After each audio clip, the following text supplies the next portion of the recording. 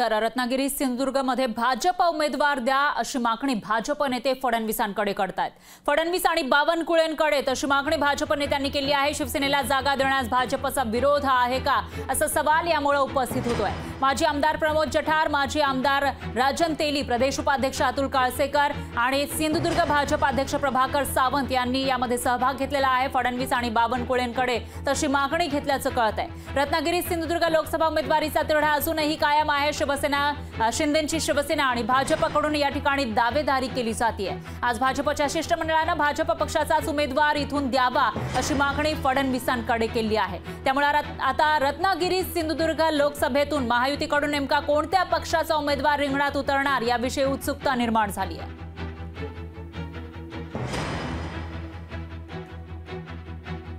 तर रत्नागिरी सिंधुदुर्गमध्ये भाजपचाच उमेदवार द्या अशी मागणी भाजप नेते करताना दिसून येत आहेत आणि त्यासाठी भाजप नेत्यांच्या एका शिष्टमंडळाने फडणवीसांची भेट सुद्धा घेतलेली आहे। रत्नागिरी सिंधुदुर्ग या ठिकाणावरून लोकसभेची निवडणूक लढण्यासाठी शिंदेच्या शिवसेनेमधील मंत्री असलेले सध्याचे उदय सामंत यांचे बंधू किरण सामंत हे लढण्यासाठी इच्छुक आहेत। वारंवार ते आपली दावेदारी सांगतायत। तर दुसरीकडे भाजपकडून सुद्धा रस्सीखेच सुरू असल्याचं पाहायला मिळतंय। त्यामुळे शिंदेच्या शिवसेनेच्या उमेदवाराला इथून आता विरोध होतोय। वारी जवळपास पक्की झाल्याची माहिती समोर आलेली होती, पण आता भाजपकडून या ठिकाणी दावा केला जातोय। त्यामुळे रत्नागिरी सिंधुदुर्गची जागा महायुतीमध्ये आता कोण लढवणार याविषयी उत्सुकता निर्माण झाली आहे। तर एकीकडे विनोद तावडे यांना इथल्या मैदानामध्ये उतरवलं जाणार अशी ही चर्चा समोर येते। त्यामुळे आता महायुतीमधील जे प्रमुख पक्ष आहेत त्यांच्यापैकी कोणाच्या वाटेला ही जागा जाणार आणि कोण उमेदवार असेल ते बघावं लागेल।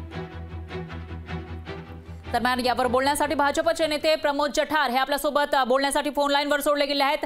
जठार सर, रत्नागिरी सिंधुदुर्गमधून शिंदेच्या शिवसेनेचा उमेदवार निश्चित झाल्याची माहिती समोर येत होती। तुमची मागणी नेमकी काय आहे?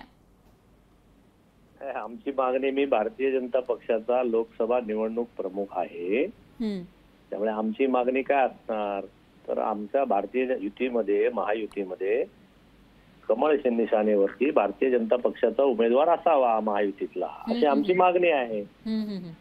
जठार सर, मग रत्नागिरी सिंधुदुर्ग लोकसभेसाठी तुमच्याकडून विनोद तावडे यांचं नाव सुचवण्यात आलंय का?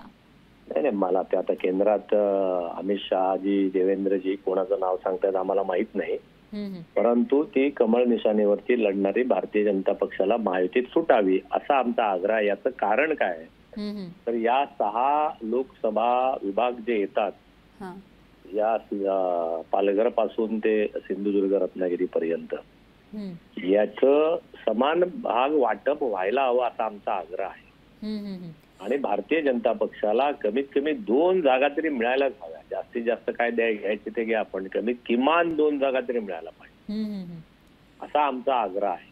आता किमान 2 जागामधल्या 4 जागा या ऑलरेडी शिंदे आणि राष्ट्रवादीकडे आहेत। त्यातले ठाणा आणि सिंधुदुर्ग रत्नागिरी या 2च जागा अशा आहेत की तिथे उभाटाचे खासदार आहेत, ते गेले नाहीत शिंदेकडे। पण आमचा आग्रहाची मागणी पहिल्या दिवसापासून होती की हे 2 मतदारसंघ तुम्ही भारतीय जनता पक्षाला महायुतीमधनं द्या मोठ्या मनाने। आमचं अजूनही सांगणं आहे भारतीय जनता पक्षाला एक सुद्धा मतदारसंघ सोडला नाहीत तर मत ट्रान्सफर येणाऱ्या उमेदवाराकडे होण्यासाठी अडचणी निर्माण होतील। मग ती महायुती कशी झाली? या 6 मधली एक पण सीट तुम्ही भारतीय जनता पक्षाला देणार नाहीत तर याचा अर्थ ती महायुती राहत नाही।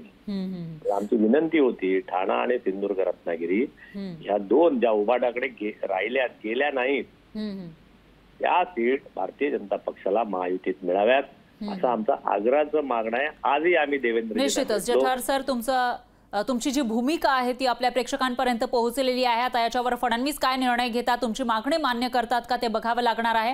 दरम्यान धन्यवाद, तुम्ही लोकशाही मराठीशी बोललात त्याबद्दल।